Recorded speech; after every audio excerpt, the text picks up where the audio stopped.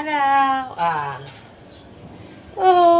Pupunta tayo sa seminar ng mga halaman. At isda. Kasama ko ang aking botog. Seminar ngayon. Ang kakayo. Kasama si Jai. Top! Top!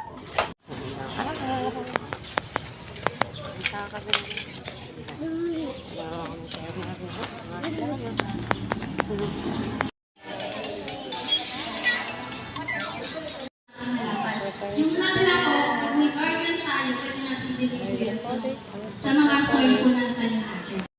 Ang point po ay isang pamamaraan po ng pagtatanim. Di ba po sa traditional farming sa soil po tayo? Dito po, hindi na po tayo gagamit ng soil. Ang mangyayari po, ang gagawin na lang natin is water with plant nutrients. So, marami po nagtatanong, bakit po kailangan naman itong plant nutrients? Sa soil po, traditional farming, kumuha po si halaman ng nutrients na makailangan po paano sa soil.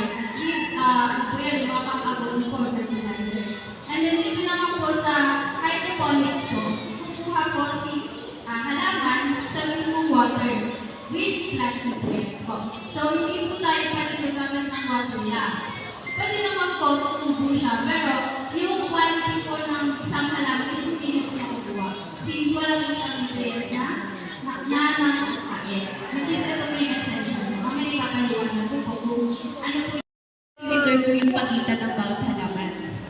So, and also po, huwag po natin yung dikit na dikit sa pader nung IDC tank. Pwede po mga 6 inches or 3 inches po yung pagitan po ng halaman at ng pader.